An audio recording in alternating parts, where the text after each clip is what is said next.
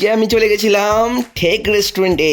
Sorry, আজকেও আমি না, আমরা চলে গেছিলাম ঠেক রেস্টুরেন্টে, যেটা আমাদের ব্যানাচিতির ভিড়িঙ্গি মোড়ে আছে।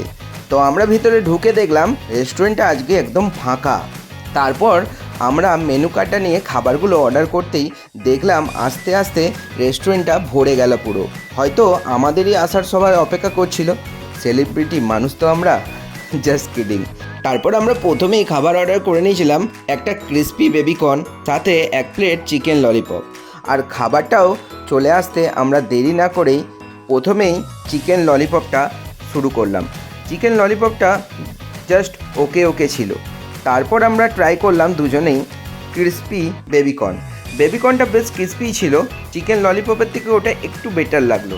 তারপরে আমাদের চলে এলো মেন কোর্স। আর মেন কোর্সে আমরা নিয়েছিলাম একটা বাটার নান, আর সাথে স্টাফেড মশলা কুলচা, আর সঙ্গে নিয়েছিলাম জাংলি মুর্গ। ওয়েটার দাদাই আমাদেরকে সাজেশন করলো এটার সঙ্গে জাংলি মুর্গটা নাকি খুব ভালো লাগবে, খুব স্পাইসিও। আর সত্যি করে জাংলি মুর্গটা খেয়ে দেখলাম খুব স্পাইসি। আমরা প্রথমে বাটার নান দিয়ে জাংলি মুর্গটা টেস্ট করে নিলাম। বাটার নানটা মোটামুটি লাগলো, জাংলি মুর্গের গ্রেভিটা বেশ ভালোই লাগলো। তারপর আমরা স্টাফেড মশলা কুলচা দিয়ে গ্রেভিটা ট্রাই করলাম।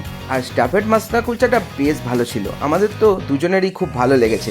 তারপর আমরা জাংলি মুর্গের মুর্গটাকে নিয়ে একটু ট্রাই করলাম কেমন খেতে। মুর্গ মানে তোমরা আবার অন্য কিছু ভেবো না, চিকেনের পিসকে এরা মুর্গ লিখে রেখেছে। তো আমরা সব কিছু ট্রাই করে সেখান থেকে লাস্টে অর্ডার করে নিলাম একটা ফ্রেশ লাইম সোডা, যেটা আসতে আমাদের একটু সময় লেগে গেছিলো।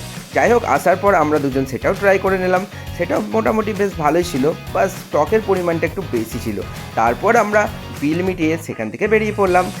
আজকে আমরা থেকে খাওয়া দাওয়া করে বাড়ি যাই। তোমরা আমার চ্যানেলটা সাবস্ক্রাইব করে দিও।